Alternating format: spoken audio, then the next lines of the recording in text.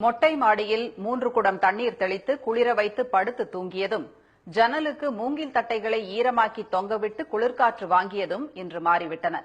அறைக்குள் பனிக்காற்றை வீசும் குளிர்சாதன இயந்திரங்களின் மயக்கத்தில் நிற்கிறது நவீன வாழ்க்கை.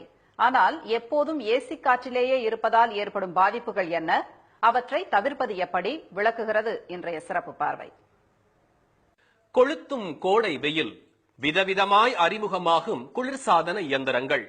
ஓசோன் படலம் பாதிக்கப்பட்டு வெப்ப அளவு அதிகரித்த பிறகு ஆடம்பர பொருளான ஏசி பல வீடுகளில் அத்தியாவசிய பொருளாகவே மாறி போய்விட்டது. ஆனால் தொடர்ந்து ஏசியில் இருப்பவர்களின் தோள்களில் பாதிப்பு ஏற்படும் என கூறி அதிர வைக்கிறார்கள் மருத்துவர்கள். ஏசியோட மெக்கானிசமே பாத்தீங்கன்னா, நம்ம அட்மாஸ்பியர்ல இருக்க ஹியூமிடிட்டி அப்சர்வ் பண்ணி அதை ஒரு கூல் ஏரா மாற்றும். அதே தான் நம்ம ஸ்கின்னுக்கும் நடக்கும். தோல்ல இருக்க ஈரத்தன்மையை ஏர் கண்டிஷனர் அப்சர்வ் பண்ணும். ஆஸ் அ ரிசல்ட் தோல் ரொம்ப ட்ரை ஆக ஆரம்பிச்சிடும். ஏற்கனவே தோல் நோய் இருக்கவங்க, முக்கியமாக சோரியாசிஸ், எக்ஸிமா, ஆக்னி ரோசேஷியமா, இந்த மாதிரி சில தோல் நோய் இருக்கவங்களுக்கு அதிகமாக ஏசி யூஸ் பண்ணும்போது அந்த நோய் தன்மை அதிகமாகும். என்னதான் ட்ரீட்மெண்ட் எடுத்தாலும் நோய் சரியாகாம போகலாம்.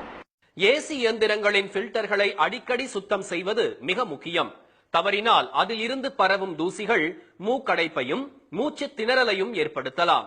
ஏசி ப்ளோயர் பக்கத்தில் முகத்தை வைத்து சிலுசிலு காற்றை ரசிப்போருக்கு முகத்தின் முக்கிய நரம்பு பாதிக்கப்பட வாய்ப்புண்டு. இதனால் வாய் கோணலாகி அழகான முகத்தோற்றமும் மாறி போகலாம். ஏசி பக்கத்துல காதை வச்சுக்கிட்டு படுக்கிறவங்களுக்கு வாய் கோணி, ஃபேஷியல் நர்வ் பால்சி வரக்கூடிய பேஷண்ட்ஸே நாங்க பார்த்திருக்கோம்.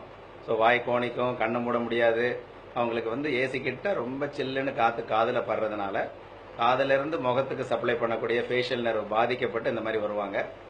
ஏசியின் அதிக குளிர் நடுவே குழந்தைகளை அறையில் தனியாக படுக்க வைத்துவிட்டு அலட்சியமாக வெளியில் இருப்பது விபரீத விளைவை ஏற்படுத்தக்கூடும். இரவு நேரங்களிலும் ஏசி குளிரில் குழந்தையை கவனித்துக் கொள்வது நல்லது. ஏசியின் ஈரக்காற்றிலும் கூட உடலுக்கு தேவையான நீர் வற்றி நீர்சத்து குறைபாடு ஏற்படலாம் என்பது மருத்துவர்களின் எச்சரிக்கை. நம்ம எல்லாரும் கோடைகால மெயின் பிரச்சனை வருது உடம்புல நீர் கம்மியா இருக்கு. அதாவது டீஹைட்ரேஷன் அப்படின்னு சொல்றது. ஏசியோ இல்ல ஏர் கூலர்ல நம்ம இருக்கிற அறையோட ஏரை மட்டும்தான் கூல் பண்றோமே தவிர வர வெப்பத்தை நம்ம ஏசினால கம்மி பண்றதே கிடையாது. சதா ஏசி குளிரிலேயே இருப்பவர்கள் தண்ணீர், இளநீர், பழச்சாறுகள் என தொடர்ந்து குடித்துக் கொண்டே இருப்பது நீர்ச்சத்து குறைபாடு ஏற்படாமல் பாதுகாக்கும். ஏசி குளிரில் இருந்து அடிக்கடி வெளியே சென்று வருவோருக்கு உடலில் ஏற்படும் வெப்ப மாறுபாடுகள் பாதிப்புகளை ஏற்படுத்த அதிக வாய்ப்பு இருக்கிறது.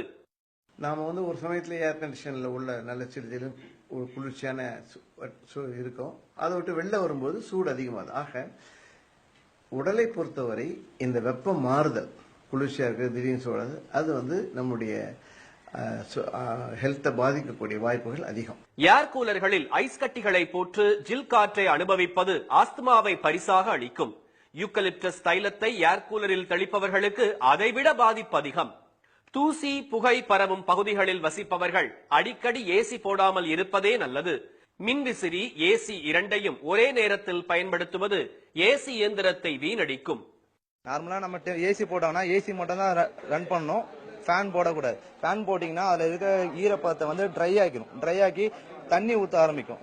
நார்மலா இண்டோர்ல பாத்தீங்கன்னா நீங்க ஃபேன் போடுறதுனால பாத்தீங்கன்னா அந்த கூலிங் காயில் ஃப்ரீஸ் ஆயிரும். ஃப்ரீஸ் ஆகும் போது பாத்தீங்கன்னா தண்ணி, அதாவது ஃபேன் போடுறதுனால தண்ணி லிக்விட் தண்ணி ஊத்திக்கிட்டே இருக்கும். ஓகேங்களா? அதனால பாத்தீங்கன்னா ஏசி ப்ராப்ளம் ஆகிறதுக்கான வாய்ப்புகள் அதிகமா இருக்கு.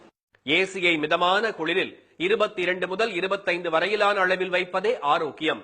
மின்சார சேமிப்புக்கும் உதவும். இரவில் 1 மணி நேரம் பயன்படுத்திவிட்டு இயற்கை காற்றுக்கு மாறிவிடுவது நல்லது.